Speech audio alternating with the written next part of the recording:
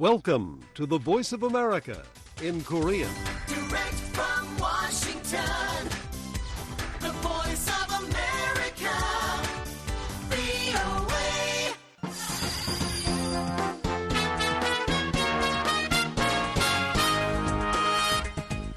여러분 안녕하십니까? 여기는 미국의 수도 워싱턴에서 보내드리는 VOA 방송입니다. 지금부터 VOA 저녁 방송을 시작하겠습니다. VOA 방송은 매일 새벽 2시부터 3시까지, 그리고 매일 아침 4시부터 6시까지, 또 저녁 8시부터 자정까지 3차례 보내드립니다. VOA 방송은 객관적이고 공정하며 포괄적인 한반도와 미국 그리고 세계 소식과 함께 각종 정보와 교양, 오락 등 다양한 프로그램을 전해드리고 있습니다.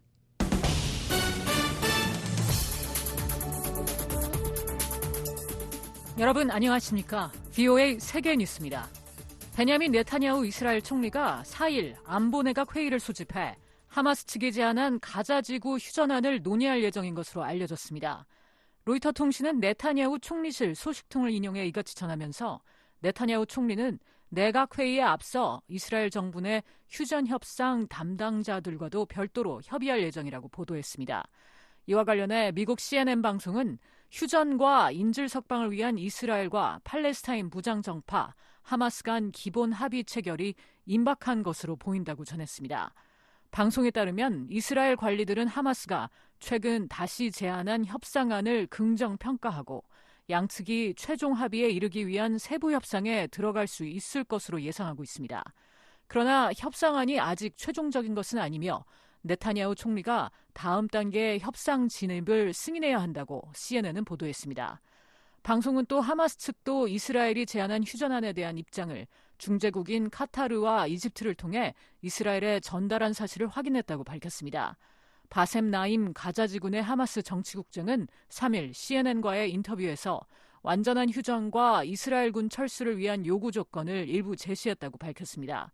하마스는 이날 별도 성명을 통해 팔레스타인인들에 대한 이스라엘의 공격 중단을 목표로 중재자들과 몇 가지 아이디어를 교환했다고 확인했습니다. 한편 로이터 통신은 네타냐후 총리가 4일 조 바이든 미국 대통령과 전화통화를 할 예정이라고 이스라엘 매체를 인용해 보도했습니다. 이스라엘이 레바논 내 무장 조직인 헤즈볼라의 고위 지휘관 1명을 제거한 데 대해 헤즈볼라가 보복 대응에 나서면서 양측 간 긴장이 더욱 고조되고 있습니다. 헤즈볼라는 4일 성명을 통해 이스라엘 내 5개 군 시설에 200발 이상의 로켓을 발사하고 7개 군 기지에 드론 공격을 가했다고 밝혔습니다. 그러면서 이 같은 공격은 3일 이스라엘이 레바논 남부 지역에서 헤즈볼라의 고위 지휘관 1명을 살해한 데 대한 대응이라고 주장했습니다. 이와 관련해 이스라엘 방송은 레바논에서 이스라엘 북부를 향해 로켓 수십 발이 발사됐다고 보도했습니다. 이스라엘 국방부는 이스라엘 북부 여러 지역에서 공습 사이렌이 울렸다고 밝혔습니다. 이번 로켓 공격으로 인한 이스라엘 내 사망자는 현재까지 확인되지 않았다고 로이터 통신은 전했습니다. 이런 가운데 이스라엘군은 레바논에 대한 공습을 통해 헤즈볼라의 고위급 야전 사령관인 모하메드 나세르를 제거했다고 밝혔습니다. 요브 갈란트 이스라엘 국방장관은 3일 성명에서 우리는 헤즈볼라를 매일 매우 강력하게 공격하고 있다면서 필요하다면 레바논에 필요한 어떤 행동도 취할 수 있는 전면적인 준비태세를 갖출 것이라고 말했습니다. 헤즈볼라도 성명을 통해 나세르가 사망한 사실을 확인했다고 로이터 통신은 보도했습니다. 헤즈볼라는 지난해 10월 하마스의 이스라엘 기습 공격 이후 하마스 지원을 자처하면서 이스라엘과의 무력 충돌을 이어가고 있습니다. 우크라이나군은 4일 동부 도네츠크에 위치한 차시브 야르 일부 지역에서 철수했다고 밝혔습니다. 앞서 러시아 국방부는 3일 러시아군이 우크라이나 동부 시베르스키 도네츠, 돈바스 우나 서쪽에 위치한 노비 지역을 장악했다고 주장했습니다. 차시브 야르를 완전 장악할 경우 러시아군은 이 지역을 크라마토르스크와 슬로비안스크 등 우크라이나 서부로 진격하기 위한 교두보로 활용할 수 있습니다. 2022년 2월 우크라이나를 불법 침공한 러시아군은 지난 몇 주 동안 도네츠크 지역으로 서서히 진격해왔습니다. 이와 관련해 우크라이나군은 3일 지난 24시간 동안 러시아군과 161건 이상의 교전이 벌어졌다며 대부분 도네츠크 지역에서 발생했다고 밝혔습니다. 한편 러시아군이 어제 우크라이나에서 네 번째로 큰 도시인 드니프로에 미사일과 드론 공격을 가해 최소 5명이 사망하고 53명이 부상했다고 우크라이나 당국이 밝혔습니다. 피해자들은 대부분 민간인 것으로 전해졌습니다. 이런 가운데 볼로디미르 젤렌스키 대통령은 서방에 방공망과 장거리 무기를 더 많이 보급해줄 것을 촉구했습니다. 젤렌스키 대통령은 러시아의 테러는 현대 방공망과 장거리 무기로만 막을 수 있다며 세계는 사람의 생명을 보호할 수 있고 이는 지도자들의 결단력만 있으면 된다고 강조했습니다. 미 국방부는 일본 북부 아오모리현 미사와의 미 공군기지에 F-35 스텔스 전투기를 처음으로 배치할 계획이라고 밝혔습니다. 일본 내 미 공군 자산 현대화 계획의 일환으로 이뤄지는 이 계획에 따라 미 공군은 미사와 기지에 배치돼 있는 F-16 항공기 36대를 F-35 전투기 48대로 교체하게 됩니다. 지금까지 세계뉴스였습니다.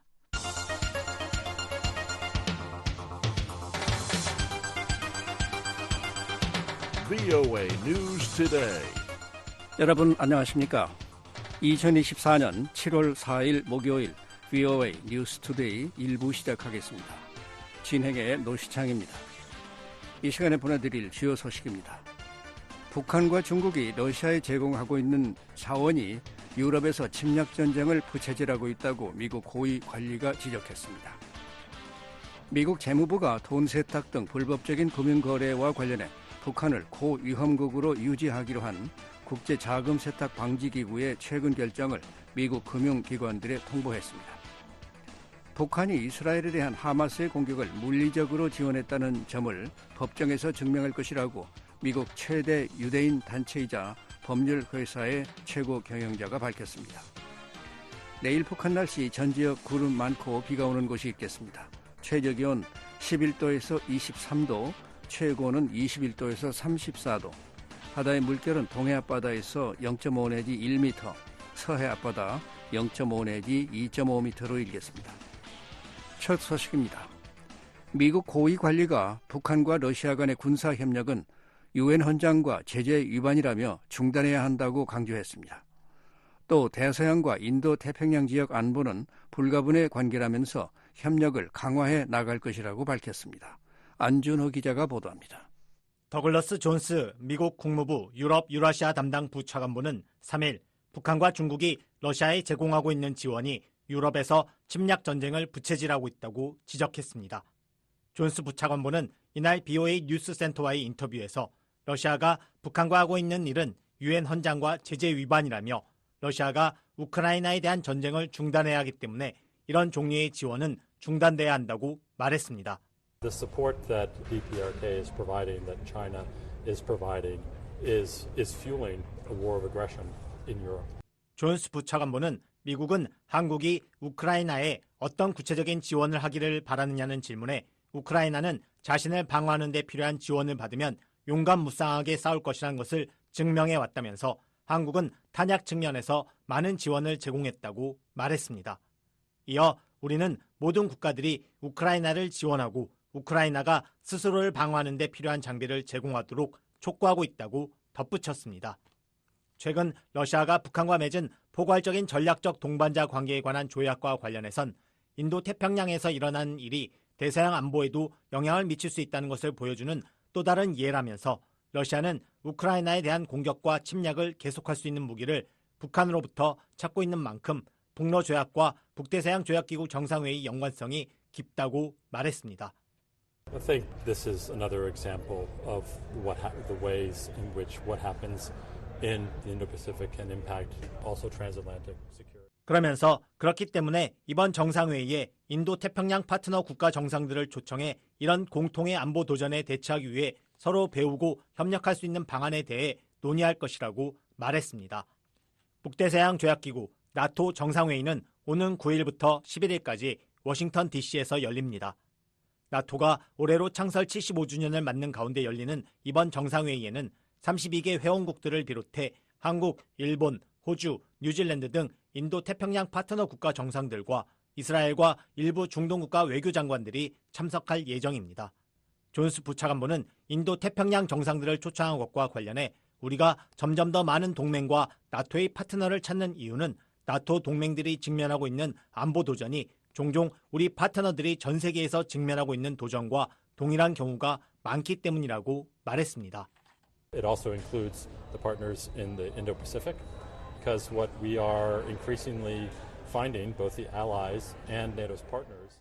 이어 그래서 이런 관계를 맺고 정상회의에 그들을 초청함으로써 우리는 통찰력과 교훈을 교환할 수 있을 뿐 아니라 공통의 위협과 도전에 대처하기 위해 협력할 수 있는 방안들을 찾을 수 있다고 말했습니다. 나토의 인도태평양 전략과 관련해선 이번 정상회의에 나토의 인도태평양 파트너인 일본, 한국, 호주, 뉴질랜드의 정상들이 참석할 예정이라며 이번 정상회의의 주요 회의는 3번뿐이며 그중 하나는 32개 나토 회원국 정상이 인도태평양 파트너 정상들과 만나는 자리라고 설명했습니다.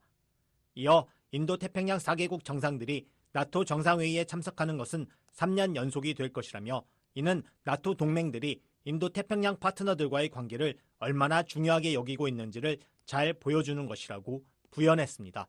그러면서 그 이유는 동맹들이 유럽 대서양과 인도태평양의 안보가 서로 연결돼 있고 비슷한 도전에 직면해 있으며 이런 도전들에 더 잘 대처할 수 있도록 더 많이 이야기하고 경험과 교훈을 교환하고 협력해야 한다는 것을 점점 더 깊이 인식하고 있기 때문이라고 말했습니다. And the reason for that is because allies are increasingly recognizing that the links between security in the Euro. 존스 부차관보는 또 중국과 북한의 지원이 대서양 안보에 대한 가장 중대한 위협을 부채질하고 있다는 점을 가장 잘 보여주는 대표적인 사례가 우크라이나라며 인도태평양 안보와 대서양 안보 사이의 직접적인 연관성을 볼 수 있다고 말했습니다. 이어 인도태평양 파트너들의 관점에서 볼 때 그들은 우크라이나에서 일어난 일이 그들의 안보에 직접적인 영향을 미치고 그곳에서 일어날 불길한 일의 전조가 될 수 있다고 말했다고 전했습니다. And also from the perspective of our Indo-Pacific partners, they have said what happens in Ukraine will directly impact their security and may presage. 그러면서 이번 정상회의는 나토 동맹과 인도태평양 파트너 간의 유대를 강화하는 중요한 정상회의가 될 것이라고 덧붙였습니다. BOA 뉴스 안준호입니다. 미국 재무부가 북한과의 금융거래에 대한 주의를 당부하며 광범위한 규제 조치를 준수할 것을 금융기관들에 촉구했습니다. 북한을 자금 세탁과 테러 자금 관련 고위험 국가로 재지정한 국제기구의 결정에 따른 후속 조치입니다. 김영규 기자가 보도합니다. 미국 재무부가 돈 세탁 등 불법적인 금융거래와 관련해 북한을 고위험국으로 유지하기로 한 국제자금세탁 방지기구의 최근 결정을 미국 금융기관들에 통보했습니다. 재무부 산하 금융범죄단속반은 3일 보도자료를 통해 국제자금세탁 방지기구가 북한의 국제금융 연결성이 증가하고 있음을 강조했다고 설명했습니다. 아울러 북한이 여전히 자금 세탁과 테러 자금 조달 방지와 관련된 심각한 결함을 해소하지 못하고 있다는 점과 북한의 대량 살상 무기의 확산 및 자금 조달과 관련한 불법 활동이 중대한 위협을 가하고 있다는 점에 대한 우려를 재차 확인했다고 전했습니다. 이어 국제자금 세탁 방지기구는 국제금융 시스템을 보호하기 위해 모든 관할권의 이러한 위험에 대한 경계를 늦추지 말고 북한에 대한 대책을 다시 시행하고 집행할 것을 지속적으로 촉구한다고 덧붙였습니다. 금융범죄단속반은 북한과 이란, 미얀마는 여전히 국제자금세탁방지기구의 대응 조치 대상인 고위험 관할권 목록에 그대로 남아있다면서 특히 금융기관들이 북한 혹은 이란 금융기관을 위해 직간접적으로 계좌를 개설하거나 유지하는 것을 제한하고 금지한 미국의 광범위한 규제 조치를 준수해야 한다고 강조했습니다. 재무부는 이미 현행 미국 제재와 금융범죄 단속반의 규정이 이들 나라 계좌의 개설과 유지 등을 금지하고 있다고 덧붙였습니다. 앞서 국제자금세탁방지기구는 지난달 26일부터 28일까지 사흘간 싱가포르에서 열린 총회를 마치고 발표한 성명에서 돈 세탁과 테러 자금 조달 방지 노력과 관련한 위험 등급에서 최고 수준인 대응 조치를 요하는 고위험 국가로 지정돼 있는 북한과 이란, 미얀마의 지위를 그대로 유지한다고 밝혔습니다.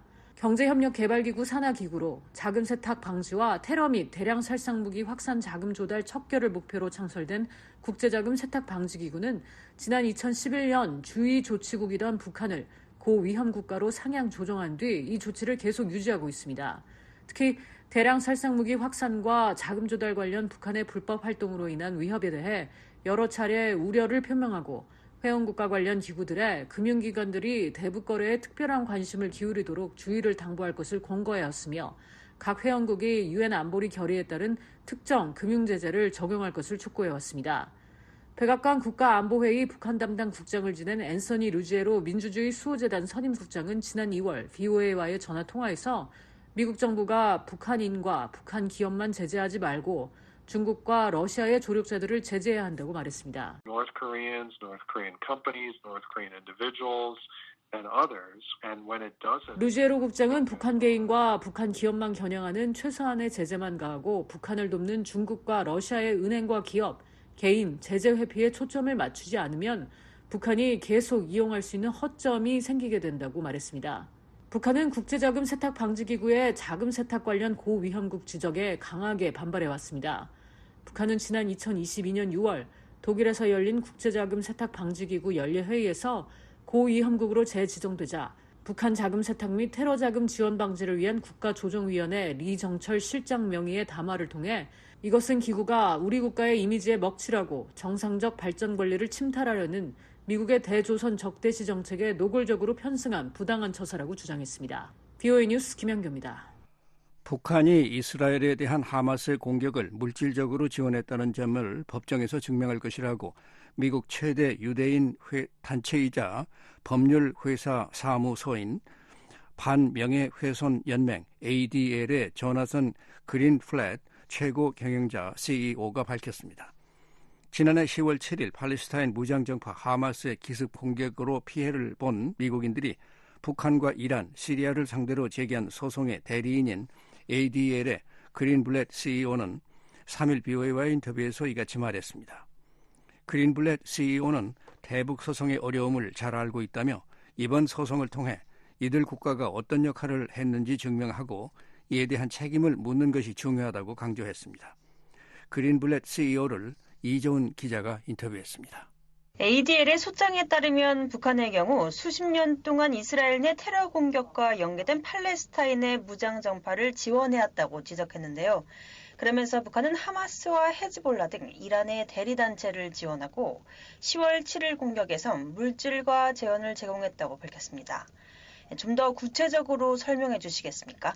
We have known for years about the relationship between North Korea and Palestinian terror groups and militants. 북한과 팔레스타인 테러 단체 및 무장 세력 간 관계가 있다는 것은 수년 동안 알려져 왔습니다. 새로운 것이 아닙니다. 그리고 지난해 10월 7일 이후 그 증거가 밝혀졌습니다. 첫째, 가자 지구에서 이스라엘 방위군을 죽이려고 총을 쏘는 하마스 테러리스트들이 북한산 군수품을 사용하고 있다는 사실이 밝혀졌습니다. 두 번째, 훈련에 대해 알고 있습니다. 훈련은 오랜 기간 동안 계속됐습니다. 세 번째는 기술 지원입니다. 이 또한 문서화되어 있습니다. 그리고 우리는 하마스가 가자 지구의 거리 밑에 터널 시스템을 건설해 인질을 붙잡아 두거나 무기를 저장하고 작전을 수행할 수 있도록 북한 기술자들과 정부가 지원했다는 사실을 공개 법정에서 증명할 것입니다. 다시 말하지만 우리는 증거를 가지고 있으며 그중 일부는 공개적으로 알려진 것이고 일부는 처음으로 밝혀질 것입니다. 하마스가 이스라엘 공격에 북한 무기를 사용한 것과 관련해 백악관 국가안보회의 관계자는 VOA에 북한 무기가 과거는 물론 최근에도 하마스에 의해 사용됐다는 공개적인 일련의 증거를 인지하고 있다면서도 북한과 하마스 간 군사협력의 징후는 보지 못했다고 밝혔습니다. 북한이 하마스에 무기를 직접 제공했다는 증거가 없는 상황인 건데요. And again, I don't know how this person in the government who you spoke to would define a relationship or collaboration. 해당 관계자가 관계나 협력을 어떻게 정의할지 모르겠지만 다시 말하지만 우리는 이를 기술 원조, 훈련 및 지원, 군수품, 가자 지구에서 발견된 북한 무기로 정의할 것입니다. 우리는 상당한 확신이 있습니다. 대중도 납득할 것이고 가장 중요한 것은 판사도 납득할 것으로 생각합니다. 그렇게 되면 이 끔찍한 폭력 행위에서 이들 국가가 어떤 역할을 했는지 기록에 남게 될 것입니다. 과거 승소한 유사 사례가 있나요? So to answer your question, yes. There are firms and organizations that have secured judgments. 그렇습니다. 이란, 리비아, 수단 등의 국가를 상대로 한 다수의 이전 사건에서 판결을 받거나 합의한 회사와 단체가 있습니다. 실제로 ADL이 이번 소송을 제기하기 위해 협력하고 있는 법률사무소는 유사한 소송에서 180억 달러 이상의 성공적인 판결을 받은 바 있습니다. 따라서 이번 소송에서 원고들을 대신해 판결을 받을 수 있을 것으로 저는 매우 낙관합니다. 원고들에게 금전적 보상도 받게 할 수 있겠지만 그보다 더 중요한 것은 반유대주의와 증오를 저지르는 데 있어 이들 국가가 어떤 역할을 했는지 의심의 여지 없이 결정적으로 입증할 수 있다는 점입니다. 북한과 같은 국가를 상대로 소송을 제기할 때 어떤 어려움이 있는지 잘 알고 계실 것 같은데요. 예를 들면 북한에 소장을 보내는 것조차 어려운 상황입니다. 이런 어려움을 어떻게 극복할 계획입니까? It's a really good question. I mean, clearly there are obstacles even to serving papers, right? 북한에 있는 피고인에게 서류를 송달하는 데에도 분명히 장애물이 있습니다. 그런데 우리는 이런 경우의 소송을 전에도 해본 적이 있습니다. 우리는 여기서 할 일을 할 것입니다. 그들이 서류를 송달받았고 소송에 대한 공식 통지를 받았으며 117페이지 분량의 고소장 사본을 받는 등의 절차가 완료됐다고 확신할 수 있을 때까지는 몇 달이 걸릴 것입니다. 이란이나 시리아는 말할 것도 없고 북한이 워싱턴 DC에 변호사를 보내 연방 법원에서 우리를 상대로 변론할지 여부는 알 수 없습니다. 그들이 그러든 말든 그것은 그들의 자유입니다. 우리의 계획은 그들이 우리와 법정에 서든 안 서든 그들이 한 역할을 확실하게 증명하는 것입니다. 그리고 그것은 하루아침에 이루어지지 않을 것입니다. 몇 년이 걸릴 수도 있지만 우리는 그들이 한 일을 증명하고 피해자들이 금전적 보상을 받게 할 것입니다. 원고가 승소하더라도 북한으로부터 보상을 받기는 어려울 것인데요. 그런데도 소송을 제기하는 이유는 무엇인가요? Well, so I think the lawsuit has three key components, or the three key reasons to do it, I should say. 소송을 제기하는 데에는 세 가지 핵심 이유가 있다고 생각합니다. 첫째, 이번 소송은 합리적 의심을 넘어 이들 국가가 어떤 역할을 했는지 증명하고 책임을 물을 것입니다. 이는 정말 중요한 일입니다. 두 번째는 피해자들에게 재정적 보상을 제공할 것입니다. 앞서 언급한 미국 테러 지원국 피해 기금에 접근하면 이들 나라의 자산에서 돈을 빼낼 수 있으며 미국 납세자들은 한 푼도 지불하지 않습니다. 그리고 세 번째는 정의입니다. 우리가 이런 잔악 행위를 저지른 야만인인 하마스를 감옥에 넣거나 수년 동안 하마스를 확장하고 지원하는 것을 승인한 이들 나라 정부의 사람들에게 받은 대로 갚아주겠다는 의미의 정의가 아닙니다. 법원이 공정하고 옳다는 것을 단번에 증명할 때 정의가 있다고 생각합니다. 북한에 억류됐다가 송환된 후 사망한 미국인 대학생 오토 원비어의 사례와 이번 소송에 유사한 부분이 있는데요. 원비어 부모는 미국을 포함한 전 세계에 흩어져 있는 북한 자산을 동결하고 압류하기 위한 소송을 제기하는 방식으로 보상을 받기 위해 노력하고 있습니다. 이런 방식으로 북한에 책임을 물을 계획이 있나요? Well, in all honesty, I'm not familiar with that case, so I need to do a bit of research on what happened and why it happened. 솔직히 그 사건에 대해 잘 알지 못합니다. 그래서 무슨 일이 일어났는지, 왜 그런 일이 일어났는지 조사를 좀 해봐야겠습니다. 이번 사건은 배심원단이 심리하지 않습니다. 판사가 사건을 검토해 판결을 내릴 것입니다. 판사가 유죄 또는 무죄라는 판결을 내리는 것이 아니라 미국 테러 지원국 피해 기금에 비추어 사실을 평가해 판결을 내릴 것으로 예상합니다. 우리는 40억 달러를 요구하고 있지만 피해자들에게 어느 정도 금전적 보상을 제공해야 하는지 여부는 판사가 스스로 결정할 것입니다. 다른 피해자들이 북한을 상대로 추가 소송을 제기할 가능성도 있습니까?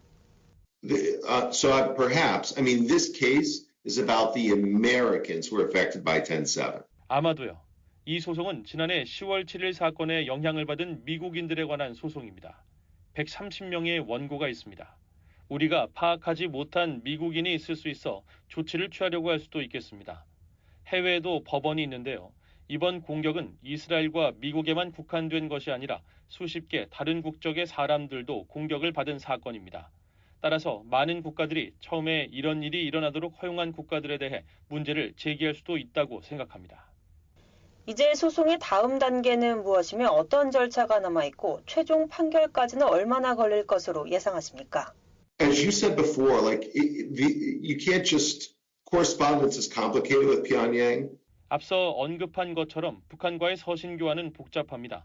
법원에 소송을 제기하는 것은 쉽지만 소장 등 서류 전달은 쉽지 않습니다.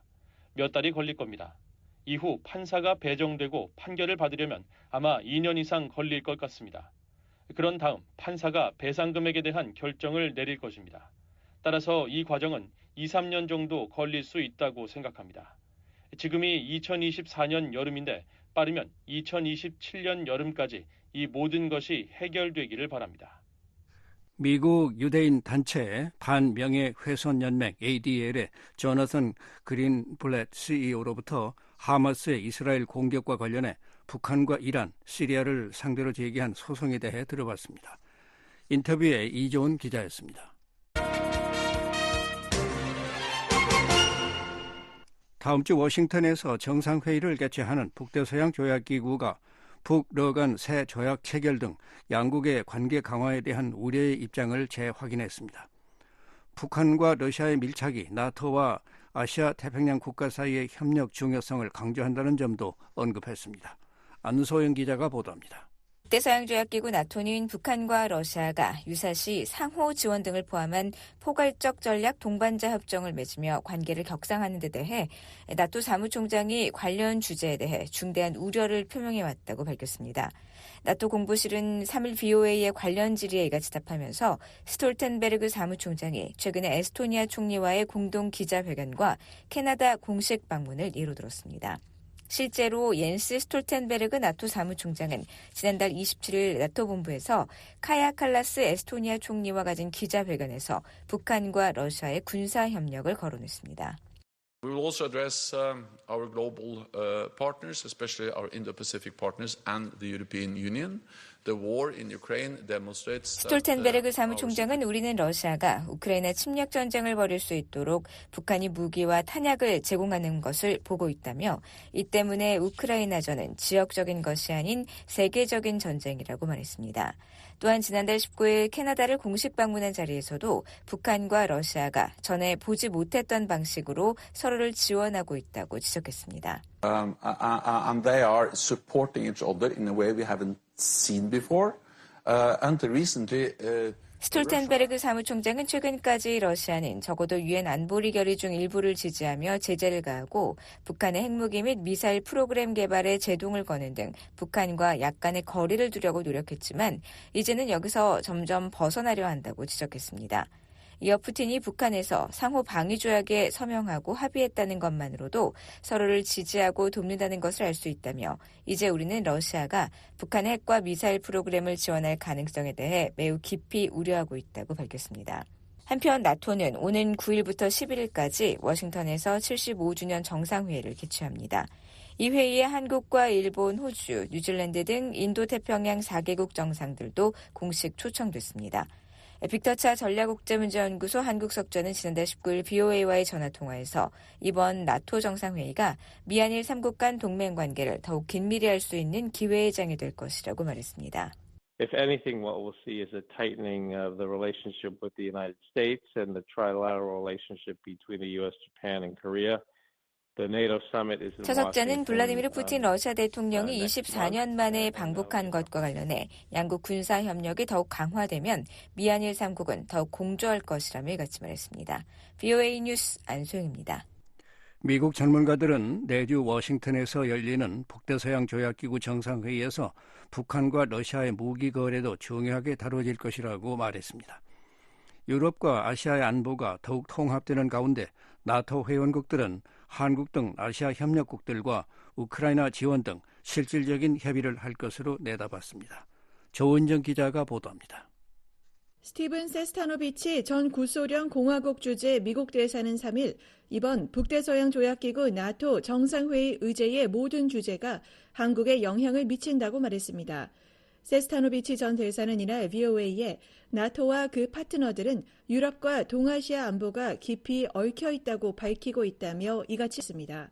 그러면서 정상회의에 참석하는 모든 지도자들이 러시아와 북한의 새로운 거래에 대한 우려를 표명할 것으로 전망했습니다.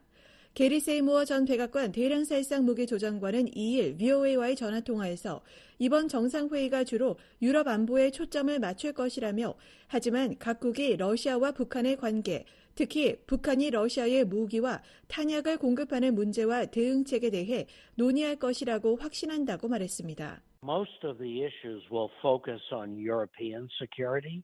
And in particular, Ukraine's relationship to NATO. 그러면서 푸틴이 우크라이나 침공에 성공한다면 동아시아의 안보에도 영향을 미칠 것이기 때문에 한국, 일본, 호주, 뉴질랜드 등 아시아 태평양 4개국 AP4 국가들의 나토 정상회의 참여는 정치적 상징성 이상의 의미가 있다고 말했습니다.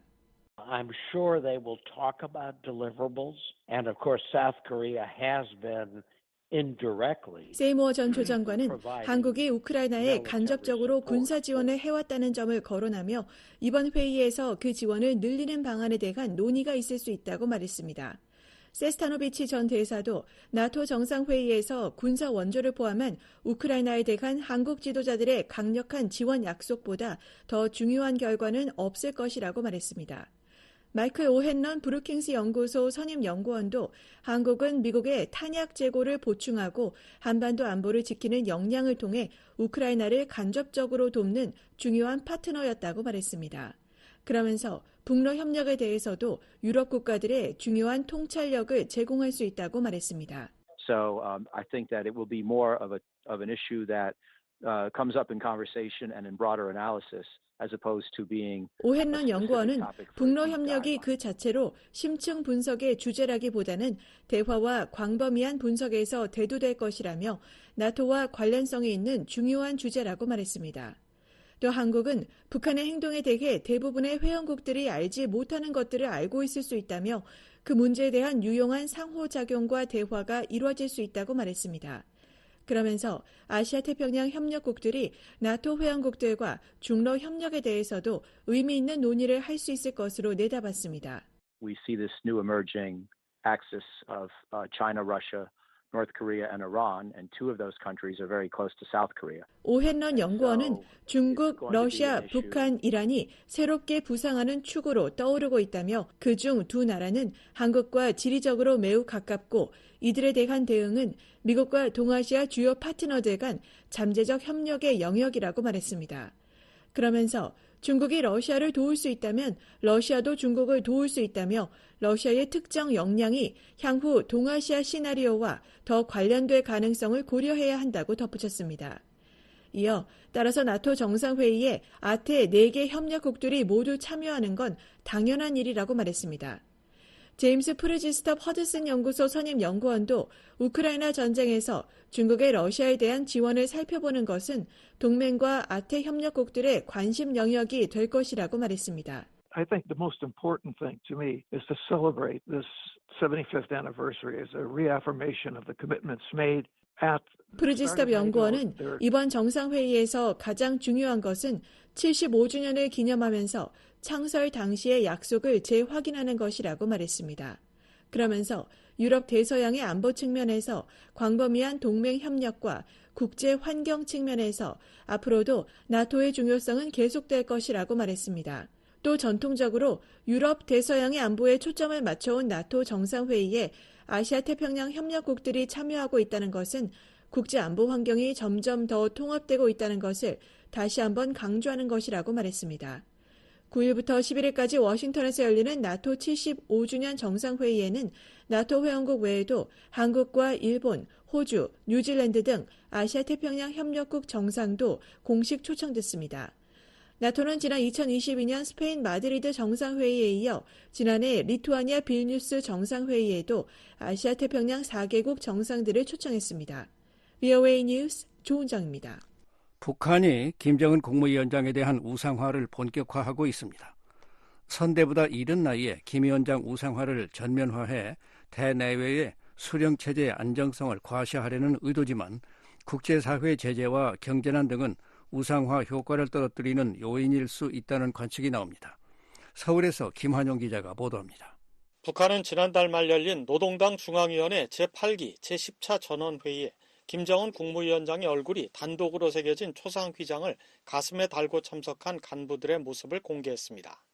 김 위원장의 초상 휘장을 착용한 해당 사진은 대외 매체인 조선중앙통신뿐만 아니라 북한 주민들이 보는 노동당 기관지 노동신문에도 함께 실렸습니다. 김 위원장의 단독 초상 휘장은 김정일 국방위원장 사후인 2012년 제작됐다는 사실이 알려졌지만 이를 북한 내부에서 착용하고 있는 모습이 공개된 건 처음입니다. 초상 휘장은 북한에서 일반 주민부터 최고위층까지 가슴에 반드시 부착해야 하는 대표적인 김씨 일가의 우상물입니다. 한국의 경남대 극동문제연구소 이물출 교수는 집권한 지 12년이 된 김 위원장의 우상화 작업이 전면화하고 있다고 평가했습니다.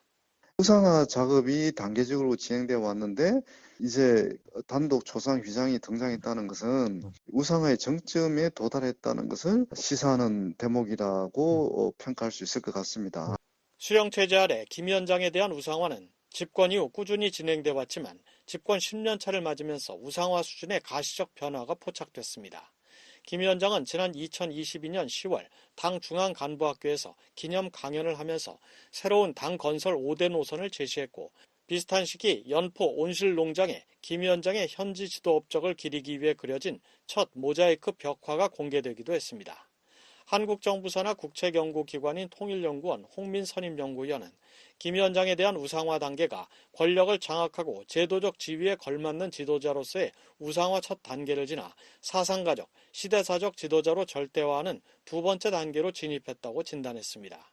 전문가들은 김 위원장에 대한 전면적 우상화가 선대 지도자들보다 이른 나이에 이루어지고 있는 점을 주목하고 있습니다. 김 위원장의 할아버지인 김일성 주석의 경우 초상 휘장이 1970년 집권 25년 차를 기념해 본격적으로 제작되기 시작했습니다. 당시 김 주석의 나이는 58살이었습니다. 아버지인 김정일 국방위원장의 초상 휘장은 1992년 2월 그의 생일 50주년을 계기로 제작된 것으로 알려졌습니다. 김 위원장의 올해 나이는 40살입니다. 고유한 동국대 명예교수는 수령체제가 3대 세습을 거칠 정도로 장기화하면서 새 지도자에 대한 전면적인 우상화 시점이 빨라졌다고 말했습니다. 세습이 거듭되면서 엘리트 참모들은 최고 지도자를 절대 군주로 떠받드는 일종의 귀족 계급이기도 했고 이들은 선대 지도자 시절처럼 우상화 작업을 하는데 주변의 눈치를 보지 않고 새 지도자에 대한 우상화를 조기에 마무리하려고 한다는 겁니다. 고 명예교수는 김 위원장의 딸 주애가 일찌감치 후계자로 주목받을 만큼 공개 행보에 나서는 현상도 같은 맥락이라고 말했습니다. 개인 숭배라는 게 밑에 떠받치는 엘리트들에 의해서 이루어지는 것이라고 봐야 되거든요.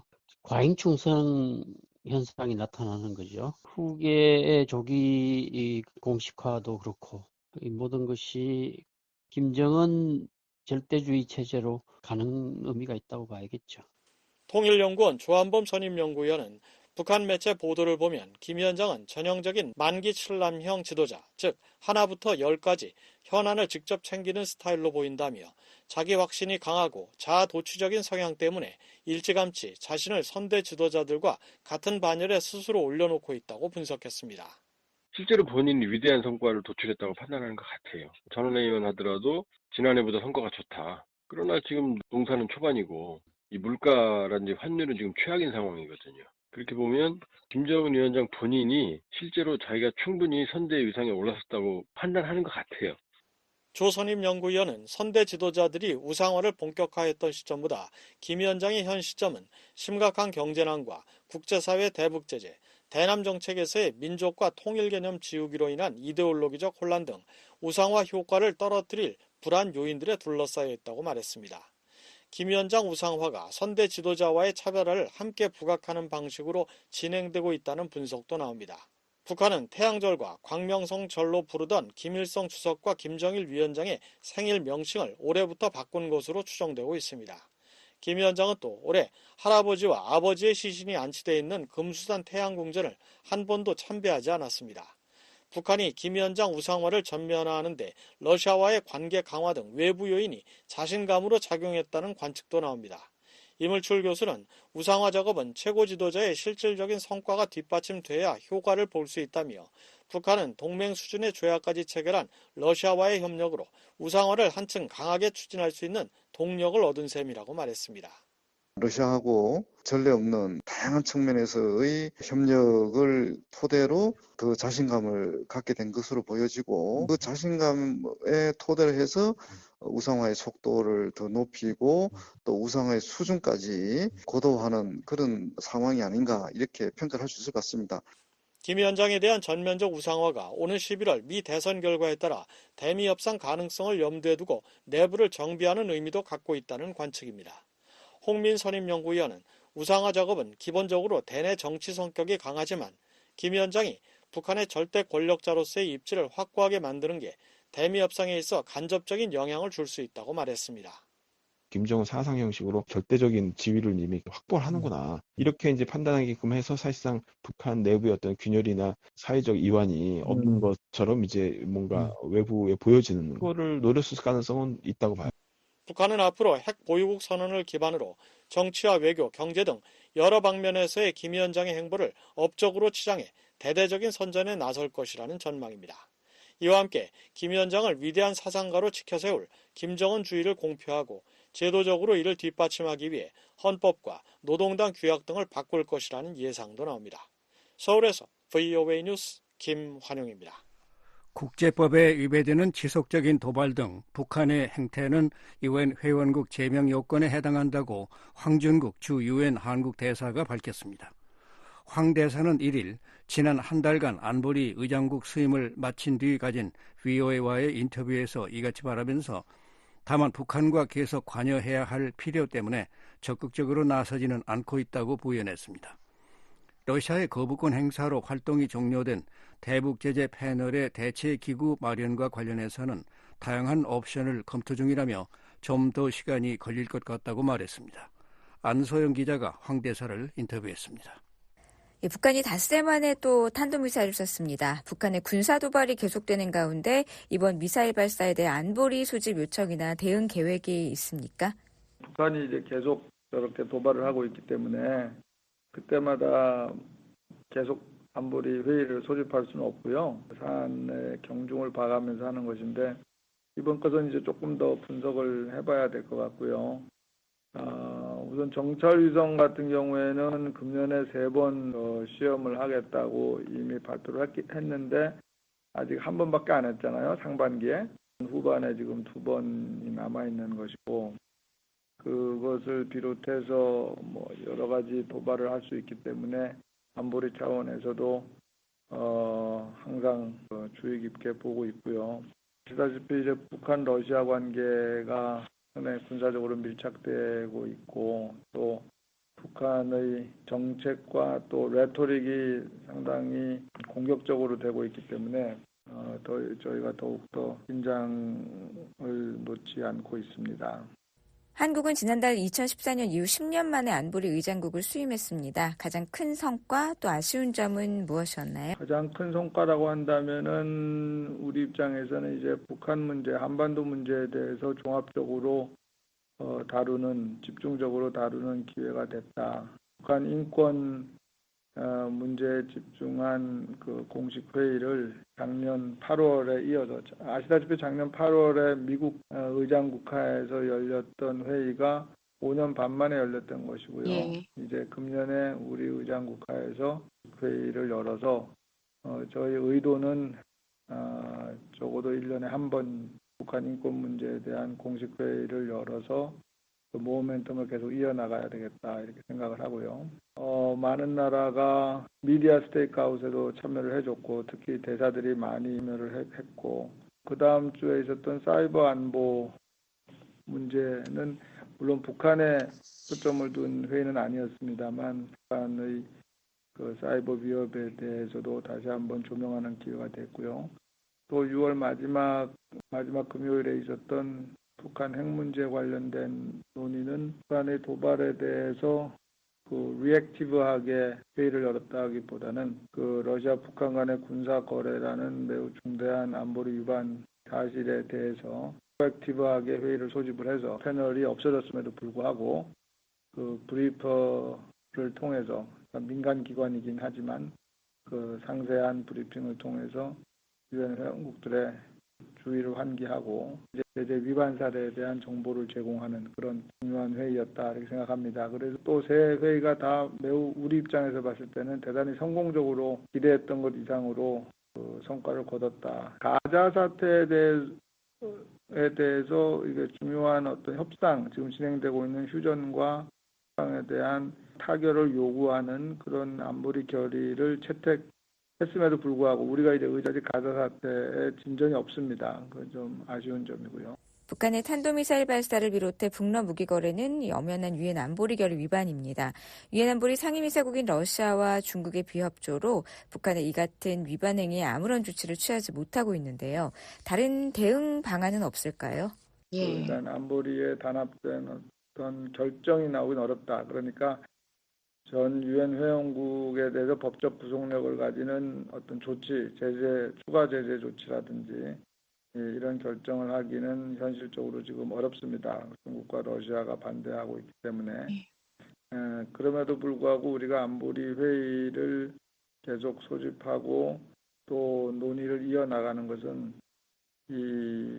이런 사태들이 안보리에서 결정을 못한다고 하더라도 분명히 대처를 해야 하는, 카운터를 해줘야 하는 그런 사안들이기 때문에 그 안보리 논의를 통해서 우리가 취하는 조치자 제재를 결정한다든지 아니면 한미 간의 확장 억제를 강화한다든지 한미 간 안보 협력 강화 등 우리의 그런 조치들의 정당성을 확보하기 위해서는 이 국제 여론이 수렴되는 이 유엔을 통해서 특히 가장 중요한 이 안보리 논의를 통해서 대세를 국제적인 잡아나가야 한다. 그런 차원에서 안보리 회의가 중요하다고 생각합니다. 일각에선 안보리 무용론, 안보리 개혁론, 안보리 이사국 확대론 등 다양한 견해가 나오고 있습니다. 러시아를 상임이사국에서 퇴출해야 한다. 또 북한을 유엔 회원국에서 제명해야 한다는 목소리도 나오는데요. 한국은 이에 대해서는 어떤 입장입니까? 우선 현실적으로 중국과 러시아를 이제 상임이사국에서 어떻게 격화시킨다든지 하려면은 헌장 개정이 필요하고 그 헌장가 중국과 러시아의 어떤 지위를 격화시키려면은 유엔 그 테두리 내에서는 불가능한 거죠. 북한을 제명하는 것은 사실상 절차상으로만 보면은 불가능한 것은 아니죠. 물론 거기에도 이제 중국과 러시아가 반대하겠지만. 그렇지만 이제 북한 같은 경우에도 우리가 유엔이라는 무대를 통해서 북한의 잘못을 계속 지적을 하고 어떤 면에서는 그런 차원에서 인게이지를 계속 해야 되는 또 필요도 있기 때문에 아직 북한을 제명시킨다 이런 문제에 대해서 우리가 적극적으로 나서지는 않고 있다 이렇게 말씀을 드리고요. 근데 북한이 하는 행태를 보면은 정말 제명의 요건에 해당되기는 하죠. 네, 맞습니다. 유엔 헌장을 완전히 무시하고 안보리 결의에 위반되는 행동과 그런 레토릭을 계속하고 있기 때문에. 전문가 패널 해체를 언급하셨는데요. 린다 토머스 그린필드 주유엔 미국 대사가 한국 또 일본을 찾은 자리에서 이 전문가 패널 대안을 마련할 것이라고 했습니다. 지금까지 어떤 진전이 있었나요? 지금 그 대안을 어떻게 마련하느냐 하는 것은 심층 검토 중이다. 그런데 이제 역시 예상했던 대로 쉬운 일이 아니에요. 이게 패널이라고 하는 것은 원래 안보리 결의에 따라서 만들어진 제재위원회를 보좌하기 위한 일종의 그 실행 기구로서 안보리 결의에 의해서 패널도 창설이 되고 지금까지 유지가 되어 왔던 것인데 그렇기 때문에 유엔 패널은 제재 위반을 조사할 수 있는 어떤 그 강제력도 가지고 있고 또 그 내용을 발표하는 데 공신력도 있는데 지금 안보리 결의를 선택할 수 없는 상황에서 이런 패널에 대한 대체 메커니즘을 만든다 하더라도 이제 이런 점에서 그 완전한 대안이라고 하는 것이 있기가 참 어렵고 그래서 이게 쉬운 일이 아니기 때문에 지금 한국, 미국 간에 또 다른 우방국들과 함께 여러 가지 옵션을 검토 중입니다만 아직 좀 더 시간이 걸릴 것 같다. 지난달 안보리 의장국 한국은 대표 행사로 이 사이버 위협 주제를 선택했습니다. 그동안 안보리가 다루지 않던 안보 문제인데 관련 주제를 선택한 이유가 무엇인가요? 또 북한의 사이버 공격이 얼마나 위협적이라고 보시는지요?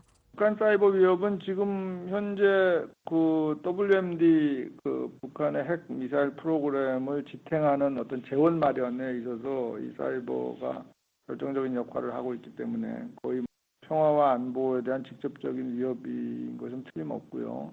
북한 문제뿐 아니라 지금 유엔 회원국 거의 대부분이 다 이것이 매우 중요한 안보 문제다라고 하는 것은 다 인정을 하고 있습니다.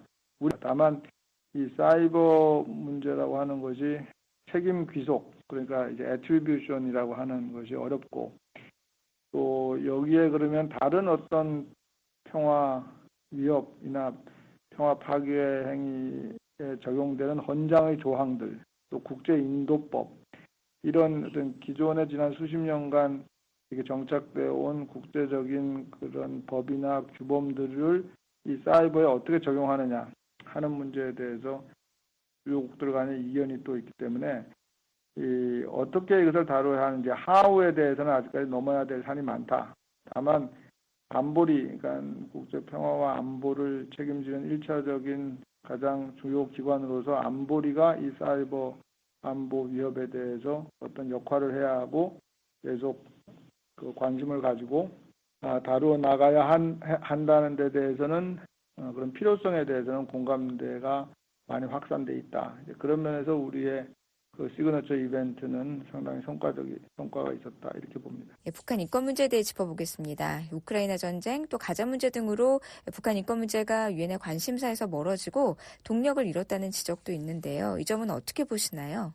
북한 인권 문제에 대해서는 저희가 기대했던 것 이상으로 이번에 큰 관심을 불러일으켰습니다. 아까도 말씀드렸지만 그 언론 공동 발표문 할 때 그 10개국 이상이 참여를 했고, 이것은 이제 지금까지보다 훨씬 높은 숫자고요. 또 특히 대사들이 직접 다 나와서 참여를 했고, 나라들이 반대하는 나라들이 있기 때문에 레졸루션이나 이렇게 결과물을 추구하지는 않았지만 모두가 다 대단히 이제 성공적인 그 회의였다라고 평가를 하는데, 그 이유 중에 하나가 절차 투표를 이제 예상했던 대로 러시아가 요청을 했는데 2개국이 찬성을 해서 통과가 됐거든요. 그러니까 라고 하는 것은 지난 2014년 이후 북한 인권 문제를 안보리에서 공식 회의한 이래 최고 높은 숫자이거든요.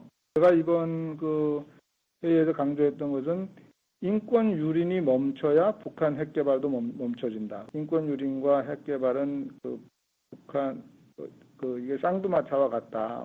결국 북한 문제를 해결하는 길은 국제사회의 지속적인 압력, 그것을 통한 점진적이고 장기적인 어떤 변화 모색, 그것이 평화적으로 이제 북한 문제를 해결해 나가는 거의 유일한 방법이기 때문에 이런 북한 인권 문제 안보리 회의가 대단히 중요한 것이다 이렇게 생각하고 있습니다. 안보리의 북한 인권 상황을 국제형사재판소에 회부하라고 권고한 내용의 유엔 북한인권조사위원회 최종 보고서가 나온 지 10년이 됐는데 안보리는 아무런 조치를 취하지 못하고 있습니다. 이 때문에 유엔 총회에서 북한 인권을 다루는 특별 법정 설치 방안을 추진해야 한다는 제안도 나오는데 현실적으로 가능하다고 보시는지요?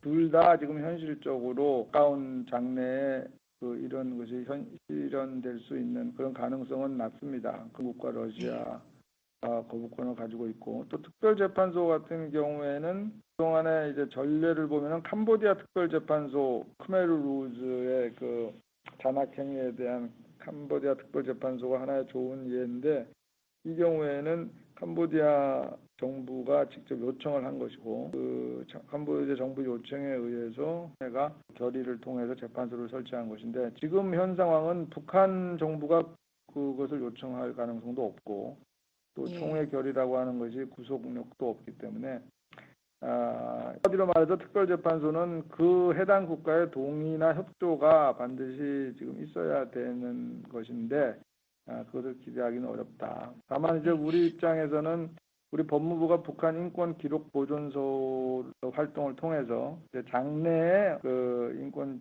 침해자들을 사법적 책임 규명 차원에서 지금 증거와 자료들을 수집하는 활동을 지속하고 있다. 이렇게 말씀드리겠습니다. 유엔에서 북한 대표부 측과는 어떤 접촉도 없습니까? 마주치기는 하는데요. 네, 솔직히 말씀드리면은 아무 얘기도 별로 안 합니다. 내년 말까지 안보리 이사국으로 계속 활동하는데 앞으로 어떤 부분에 중점을 둘 계획입니까? 남은 4분의 3도 우리가 이제 중요하게 생각하는 것은 여러 번 공개적으로 말씀드렸습니다만 물론 이제 한반도 문제에 우리가 많은 신경을 쓰고 있고 또 중동, 아프리카, 아시아라고 하면 이제 미얀마, 아프가니스탄, 또 중남미 등 이제 이런 주요 국제 평화와 안보와 관계되는 지역 이슈에 대해서 골고루 우리가 다 연구를 하고 또 그 안보리 논의에 적극적으로 참여하고 있습니다. 이번에 팔레스타인 문제가 진행될 때의 우리 한국이 이제 총회와 안보리에서 표결한 투표 입장도 많이 보셨겠지만 우리는 상당히 건설적인 역할 또 전향적인 역할을 하기 위해서 노력을 하고 있고 이제 그 점에 대해서 아랍 국가들 또 글로벌 사우스들이 상당히 우리 입장에 고무되어 있고요. 그런 면에서 이제 우리가 안보리를 통해서 이런 글로벌 사우스 전반에 대해서 외교 지평을 넓히는 그런 활동을 하고 있다. 그렇게 말씀드릴 수 있겠습니다. 지금까지 황준국 주 UN 한국 대사와 함께 지난 한 달간 한국의 안보리 의장국 소임의 소회와 앞으로의 활동 계획에 대해 이야기 나눴습니다. 인터뷰에 안소영 기자였습니다. 이상으로 VOA 뉴스 투데이 1부를 마치겠습니다.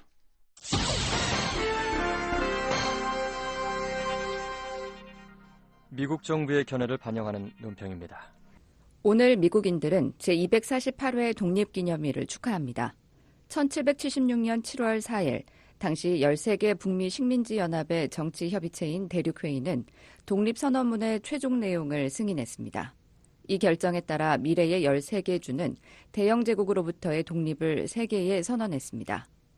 독립선언문은 미국 독립전쟁이 이미 시작된 지 1년 이상이 지난 다음에 쓰여졌지만 이는 두 가지 혁명적인 아이디어를 낳았습니다. 첫 번째는 영국 조지 3세 정부가 미국 식민지 주민의 권리와 자유를 반복적으로 침해하고 있다고 지적했습니다. 따라서 한 사람들이 다른 사람과 연결되는 정치적 고리를 없애는 것이 필요하게 됐다고 밝혔습니다. 두 번째는 모든 사람이 평등하게 태어났다는 확인이었습니다. 보통 모든 사람은 존엄성에 대한 권리, 다른 시민과 동등한 대우를 받을 권리, 그리고 자신의 행복을 추구할 수 있는 공정한 기회를 가질 수 있는 것으로 해석되는 이 문구는 미국을 형성하는 원칙의 중심에 있습니다. 이는 미국 헌법 최고법의 기초가 됩니다. 우리는 그 같은 원칙들을 지키는데 종종 실패했습니다. 가장 심각한 실패는 독립선언문이 작성된 이후 80년 동안 지속된 노예제도입니다. 독립선언문은 수년에 걸쳐 그러한 실패를 제거하고 새로운 도전들이 발생함에 따라 계속 변화의 씨앗을 뿌렸습니다. 조 바이든 대통령은 오늘 우리는 독립을 축하합니다. 우리는 우리의 자유와 자유를 축하합니다라고 말했습니다.